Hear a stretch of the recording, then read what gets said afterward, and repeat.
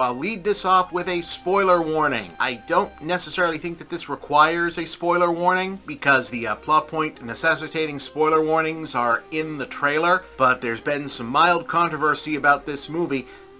I think the last time I was paying attention to the hype cycle, there had been generated some controversy. Basically, this movie is based on a book by Andy Weir, also wrote The Martian. Fans of the novel, some fans of the novel got very, very upset at the film's trailers for showing an element of the story that is not necessarily spoiled by the initial marketing for the book. The film more or less shows off right in the marketing. And many people felt that that should have been not given away by the trailers. I'm not necessarily sure how you would market this movie without it, because it's essentially the plot of the movie. It's sort of like selling the movie Jurassic Park. In my opinion, it's sort of like selling Jurassic Park without telling people that Jurassic Park is about dinosaurs. I mean, I guess you could do it, and that would be interesting, but sure.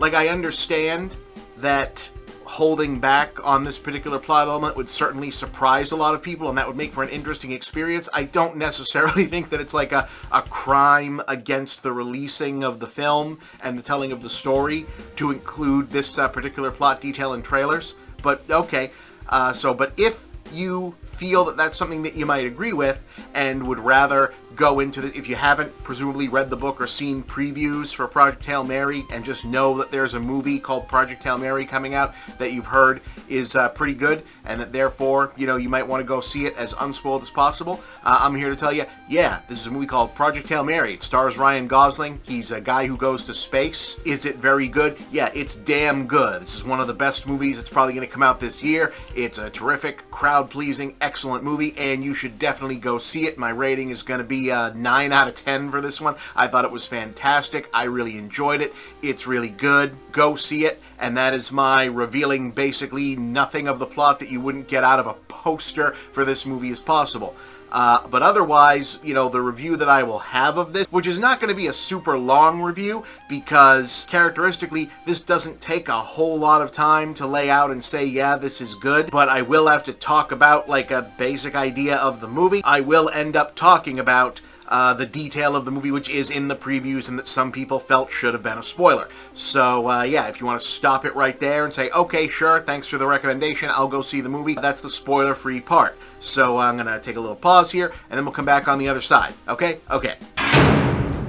Alright, so for those of you who are still with us, this is a movie based on a book by Andy Weir, author of The Martian. It shares some DNA similar to The Martian. It also kind of feels like, if you had told me that this was not necessarily based on one book, but instead, like, a very canny producer took a poll of like 500 to 1,000 people, where they asked them a very simple general question of, hey, do you remember that one really good, smart space movie that you and everybody liked over the last, like, a decade or so? And then they took the top 10 answers to that question. Just let everyone answer that question however they would answer. You know, whether they said The Martian, or Interstellar, or Arrival, or that one Adam Sandler Netflix thing where he was talking to the spider guy, or whatever, right? They took all of those answers, whatever your answer to that would be, and you took the top 10 answers to that question. Even if people didn't say, oh yeah, Project Cloverfield, or whatever. And they took all top 10 of those answers,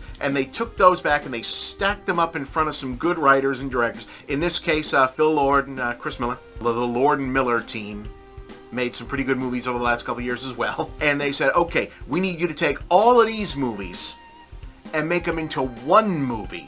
But whereas many of these movies have been more cerebral, maybe a little aloof, a bit removed from things, we need it to be a big, heartfelt crowd pleaser that makes people get up and cheer. Perhaps it's a buddy kind of thing, and we just need this to be a blockbuster of feelings and heartfelt, like a prime-era Spielberg kind of thing. Can you deliver that, all of these, into one and really make people feel it? And this is that movie. And they really pulled it off. Like, I'm watching this and I'm feeling, wow, this really feels like someone asked for the They Don't Make 'Em Like That Anymore movie made out of all of the good space movies of the last few years, squished into one movie, and somehow instead of feeling like a cynical exercise, it works. And if that conceptually makes sense to you, if you can imagine the shape of that, this is that. Put First Man in there too, considering some of the talent involved. Yeah, First Man, sure. Anyway, the premise here is that Ryan Gosling wakes up on a spaceship. He's got a bit of amnesia, so it takes him a while in order for the plot to reveal itself semi-non-sequentially through flashback. He is now the only person still alive after cryosleep type stuff on the spaceship. And the general mission that he remembers being assigned for, though he's still a little fuzzy on the details of the how and the why and the when, is that the sun has started to go out. Oh, hey, remember Sunshine? That was a good movie too. The sun has started to go out, and he is on a mission to figure out what is causing the sun and other stars to turn off and find the cure for that somewhere else out in space. And they think they've got a pretty good idea, so they shot a guy off to go and fix this problem. And he's going to do it. And on the way there, he actually manages to bump into another spaceship with a decidedly completely non-human alien on it, basically a little dude made of rocks, who is on the same mission.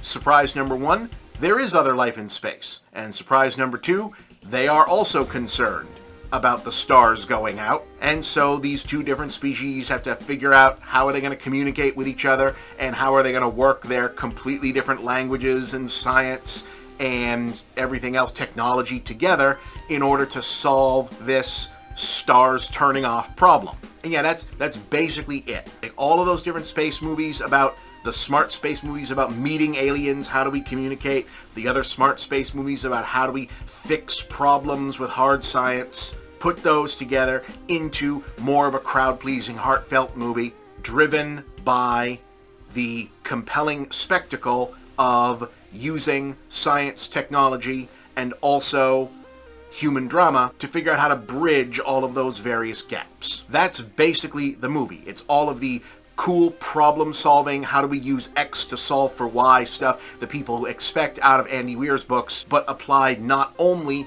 to solving the science problems, but also to solving the conceptual relationship problems of how does, a human being speak to and relate to the, not just the words, but also the interior life and needs and emotional connections of a completely non-human alien.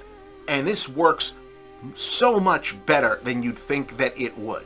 I was all set for, at a certain point, this is either going to be too cerebral, too mathematical, too much of a tech movie for the emotions to land, or they will have to dumb down the hard science of it all in order for the emotions to land, and it'll just play stupid. And it never quite does. This really, really lands together in a way that very few movies that have attempted to knock these two types of storytelling have, probably since like Close Encounters of the Third Kind. I know that's high praise, and it's not doing exactly the same thing that Close Encounters did, because for all of the big swelling emotions that people associate with Close Encounters, because we mostly remember the big effects moments and the big feelings of the finale, is still a fairly cynical, very 1970s movie. This is really manages to get itself down and figure out how to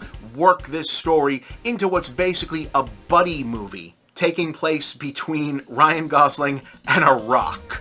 And it manages to work without making the visual and character absurdity of all of that, because he really is just talking to a rock that walks around on like spider legs. Fun, but not goofy. Like, eventually you just accept it. You just buy it. It's like, yeah, it's a little spider rock that rolls around in basically a hamster ball, and you buy it.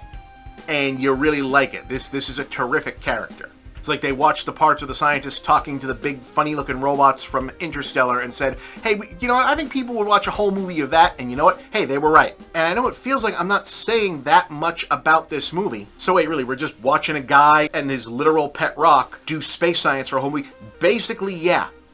There's big effect stuff, things go wrong, there's explosions, they gotta put stuff back together, put out fires, start fires, solve things, but that's basically the movie, and it really cooks. And there are flashbacks to how did I get up in space? Why am I, a guy who is not Mr. Super Astronaut Man, doing this rocket ship stuff in the first place? What was my life before this? Who am I as a guy? That they have to reveal over the course of the movie. The retroactive amnesia stuff is a plot device and feels like a plot device that's perhaps unavoidable, but the necessary narrative emotions that it's going for eventually pays off. And I really think this is going to work for people. It really worked for me. This is a smart but not cynical, heartfelt, crowd-pleasing blockbuster sci-fi. I was really into it. They let us see that this review's only going up now because, you know, you got to hit that sweet spot of close enough to the movie but still early for maximum YouTube audience retention. Get that AdSense money, guys. But they are so confident. The studio is so confident in this movie. They started showing it to critics like 2 weeks ago, and that embargo came down like a week ago. So they are not afraid of us telling you that this movie is good as early as possible. This is a good one. I think it's going to be a big one. 9 out of 10 for Project Hail Mary. Go out to see this. I do not think you'll be disappointed. Yeah, check it out.